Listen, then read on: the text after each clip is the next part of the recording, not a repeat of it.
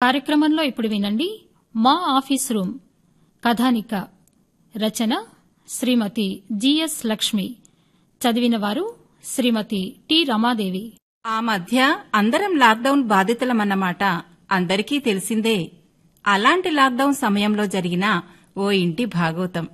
ఆ రోజు మధ్యాహ్నం పాపం భార్య సత్య నిద్రపోతుంది కదా, లేపడం ఎందుకని పెద్ద మనసుతో టీ పెట్టుకుందామని వంటింట్లోకెళ్లిన సుందరానికి అక్కడ స్టవ్కి మూలగా ఓ పుల్లల గుట్ట కనిపించింది.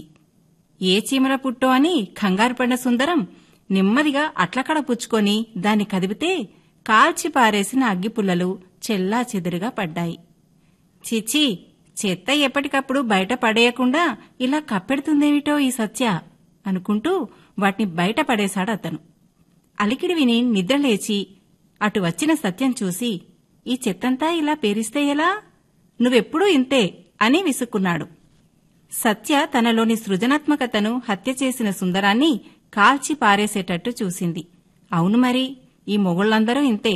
కట్టుకున్న భార్యలోని ప్రతిభని గుర్తించి గౌరవించలేని భర్తకి ఏ శిక్ష విధిస్తే బాగుంటుందా అని తీవ్రంగా ఆలోచిస్తున్న సత్యం చూసి, ఏమిటా చూపు, భస్వం చేసేస్తామేమిటి కొంపదీసి అంటూ తన మాటలని జోగ్గా మార్చేయబోతున్న సుందరం తెలివిని అంతకన్నా తెలివైన సత్య ఇట్టే గ్రహించేసింది.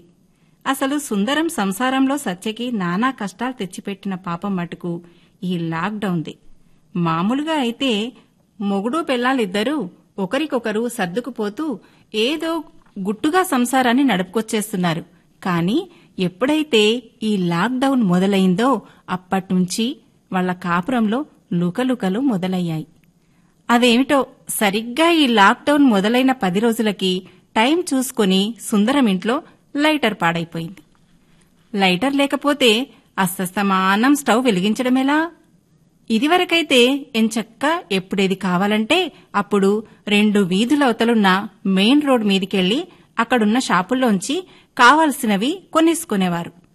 మిక్సీ బుష్ పోయినా, కుక్కర్ గ్యాస్కిట్ పోయినా ఇట్టే వెళ్లి అట్టే తెచ్చుకునేవారు. అలాంటిది ఇప్పుడవన్నీ ఆన్లైన్లో కొనుక్కోవలసి వస్తుంది. అందుకే ఆన్లైన్లో సెర్చ్ మొదలు పెట్టారు. లైటర్ కోసం సుందరం గూగుల్ సెర్చ్లో కొడితే 100 రూపాయల లైటర్ ఖరీదైతే డెలివరీ ఛార్జెస్ 200 కలిపి టోటల్ 300 కనిపించింది. అదేమిటో అర్థంగాక వివరాల్లోకి వెడితే ఆ సైటువాడు ఆ లైటర్ని కోయంబత్తూరు నుంచి తెప్పిస్తాట. ఏదో సామెత చెప్పినట్టు మరి ఇంత ధరేంటి, నాకేం పర్వాలేదు, నేను మెయిన్ రోడ్ దాకా వెళ్లి ఆ లైటర్ ఒక్కటి కొని తెచ్చేసుకుంటా అని సత్య ఆవేశపడిపోయింది. ఓ వీరనారి, నువ్వు వెడతావు సరే, కాని అక్కడ షాప్ తీసిండొద్దు అంటూ సత్య ఉత్సాహం మీద నీళ్లు చల్లేసి ఆ లైటర్కి ఆర్డర్ పెట్టేశాడు సుందరం. ఆ పెట్టిన ఆర్డర్ డెలివరీ డేటు మరో 10 రోజులకు కాని లేదని, ఆ లైటర్ ఇంటికొచ్చాక కూడా ఇంకో వారం రోజులు అసలు ఆ ప్యాకెట్టే ముట్టుకోవడానికి వీల్లేదని సుందరం వేసిన హుకుం విని నీరు కారిపోయింది సత్య. అంటే ఇంచుమించు 20 రోజుల పాటు ఈ అగ్గిపుల్లతో సావాసం తప్పదన్నమాట అనుకుంటూ అందులో నుండి ఆనందాన్ని వెతుక్కుంది ఆదర్శనారైన సత్య. ప్రొద్దున కాఫీ టైంలో కొన్ని, బ్రేక్ఫాస్ట్ చేస్తున్నప్పుడు ఇంకొన్ని, వంట చేస్తుంటే ఇంకా కొన్ని అగ్గిపుల్లలు భారీగానే ఖర్చవుతున్నాయి సత్య చేతిలో. కొన్ని సగం దాకా కాలి చివర్లు నల్లబడితే, ఇంకొన్ని మొదట్లోనే చివర్లు నల్లగా కనబడుతున్నాయి, ఇంకొన్ని చివరిదాకా కాలేక చివర్లు నల్లగా కనిపించేస్తున్నాయి. అలా వాటిని చూస్తుంటే సత్యలోని భావుకత్వం మేల్కొంది. సృజనాత్మకత గుండెల్లోంచి తన్నుకొని వచ్చేసింది. గబగబా ముందు గదిలోకి వెళ్లి అక్కడున్న ఏ మ్యాగజైన్ల మీద అట్ట గట్టిగా ఉందో చూసింది. అలా బాగా దళసరిగా ఉన్న ఒక మ్యాగజైన్ అట్ట పీకేసి దాన్ని వంటింట్లోకి తెచ్చింది. వంటింటి గట్టు మీద దాన్ని పెట్టి చివరిదాకా కాలిపోయిన అగ్గిపుల్లలు దాని మధ్యలో గుండ్రంగా పేర్చింది. సగం దాకా కాలినవి వాటికి మధ్య మధ్యలో పెట్టింది. పొడుగ్గా మిగిలిన పుల్లలని వాటి కింద కాడగా పెట్టింది. అంతే, అతి సుందరమైన రెక్కలు గల పువ్వు, దానికో కాడ. ఆహా, ఎంత బాగుంది, మురిసిపోయింది. ఆ అట్టమీద ఆ కాలిన అగ్గిపుల్లలు అలా ఓ పువ్వులాగా వాటి మధ్యలో కాడలాగా పేర్చిన తన సృజనాత్మకతకి మురిసిపోయింది. వెంటనే అలమార్లో ఉన్న ఫెవికాల్ తెచ్చి వాటిని అట్టమీద అంటించింది. అది కొంచెం ఆరాక ఆ పుల్లలు అట్టకి పూర్తిగా అంటుకున్నాక సుందరానికి తన కళాఖండం చూపించి అతను తనలోని సృజనాత్మకతను ఆకాశానికి ఎత్తేస్తే మురిసిపోవాలనుకుంది. పారేసే చెత్త నుండి కూడా అద్భుతాలు ఎలా సృష్టించవచ్చో ఒక పుస్తకం రాయాలని కూడా నిర్ణయం చేసుకుంది. అలా ఆ కళాఖండం చూసుకుంటున్న సత్యకి అందులో చిన్న తేడా కనిపించింది.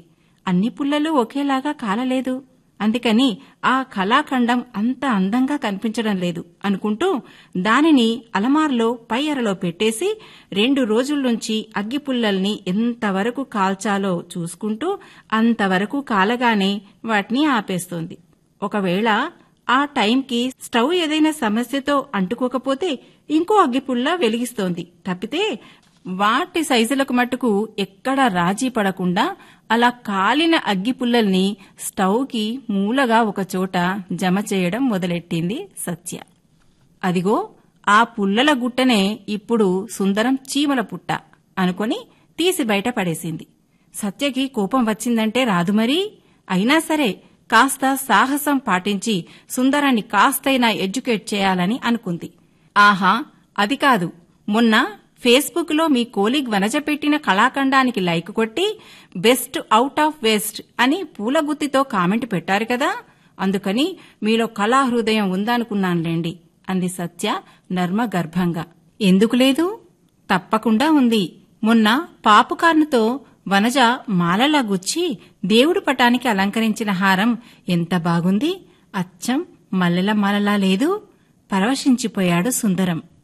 అవునులేండి, హాయిగా సినిమా చూస్తూ ఎంజాయ్ చేయడానికి వాడుకునే పాపుకార్న్ ప్యాకెట్లని బోల్డు డబ్బులెట్టి ఓ 10 కొనేసి వాటిని సూదులతో గుచ్చి దారానికెక్కించి దండ కింద చేసి దేవుడు పటానికి వేసిన ఆవిడ కళామ తల్లి ముద్దుబిడ్డ.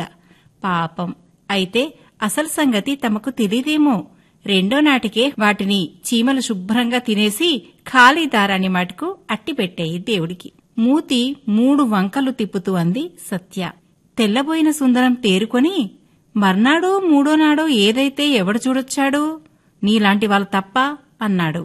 అతని ధోరణికి చిర్రెత్తుకొచ్చింది సత్యకి. అయితే కలంటే అదేనంటారు అంది కసిగా. ఆహా, తప్పకుండాను.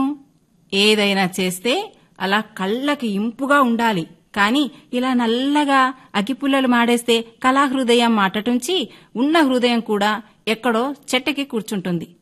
అయినా ఇలా నల్లగా మాడిపోయిన అగ్గిపుల్లల గుట్ట ఎవరైనా వంటింట్లో ఉంచుకుంటారా? కాసేపటి చూస్తే వాంతికొస్తుంది. బయటకు విసిరేశాను. అంతే, బ్రహ్మాండం బద్దలైంది. సుందరం మీదికి వెడుతూ, అసలు మీరు నా ఆఫీస్ రూంలోకి ఎందుకొచ్చారు అంది దబాయింపుగా. నీ ఆఫీస్ రూమా? తెల్లబోయాడు. కాపోతే మీరు పని చేసుకుంటూ కాగితాలు పెన్నులు అటు ఇటు పడేసినప్పుడు నేను వాటిని నీటిగా సర్దితే మీరేమంటారు? ఇది నా ఆఫీసు రూమ్, నా ఇష్టం వచ్చినట్టు పడేసుకుంటాను. నువ్విలా నీటిగా సర్దితే నాకు పని చేసుకోబుద్ది కాదు. పేపర్లు పెన్నులు అలా చిందరవందరగా ఉంటేనే నాకిష్టం. ఇంకా నువ్వు వాటి జోలికి రాకు అని చెప్పారా లేదా? నిలదీసింది. అన్నాను. అయితే నువ్వలా కాగితాలు సర్దితే అవసరమైనవి ఏమైనా బయటపడేస్తావేమోనని చెప్పాను. అయినా వంటిల్లు నీ రూమేంటి? అర్థం కాక అడిగాడు సుందరం. కాకపోవడమేమిటి? ప్రొద్దున లేచి మేమీ వంటింట్లోనే పని చేసుకోవాలి. మాకు ముఖ్యమైనవన్నీ ఇక్కడే ఉంటాయి.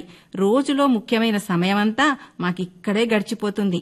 అందుకే మేమీ చిన్న ప్రపంచంలోనే అలసటను మర్చిపోవడానికి ఇక్కడే రేడియో వింటాము, ఇక్కడ్నుంచే ఫోన్లు చేసుకుంటాము, ఇంకా ఇక్కడ్నుంచే మాలో ఉన్న సృజనాత్మకతను కూడా చూపించుకుంటాము. అలాంటి మా ఆఫీసు రూంలో మేం పుల్లల గుట్టలైనా పెట్టుకుంటాము, చీమల పుట్టలైనా చేరనిస్తాము. కాదనడానికి మీరెవరు? అలా అంటే కంచంలోకి ముద్ద రాదని తెలుసు కదా. అందుకని ఇంకేం మాట్లాడకుండా వెంటనే మా ఆఫీసు రూంలోంచి వెళ్లిపోండి. అధికారికంగా చెప్పిన సత్య మాటలకి సమాధానంగా వెళ్ళకపోతే అన్నాడు సుందరం నడుం మీద చేతులుంచుకొని. ఏముంది పాపం, కార్టూనిస్టులు చాలా మంది సరదా పడుతుంటారు కదా. లేని దానిని చూపిస్తూ, అదే లావాటి పెళ్ళాం చేతిలో దెబ్బలు తింటున్నట్టు మొగుణ్ణి వాళ్ల సరదానెందుకు కాదనాలి? అంతలావు లేకపోయినా వాళ్ల కోరిక తీరడానికి ఆయుధపాణిని మట్టుకు తప్పక అవుతాను అంది సత్య అట్లకాడ చేతిలోకి తీసుకుంటూ. సత్య చేతికి అందుబాటులో అప్పడాల కర్ర లేనందుకు ఆనందపడుతూ సుందరం సత్య ఆఫీసు రూం నుండి బయటపడ్డాడు. మీరింతవరకు మా ఆఫీస్ రూమ్ కథానిక విన్నారు. రచన శ్రీమతి జిఎస్ లక్ష్మి. చదివినవారు శ్రీమతి టి రమాదేవి.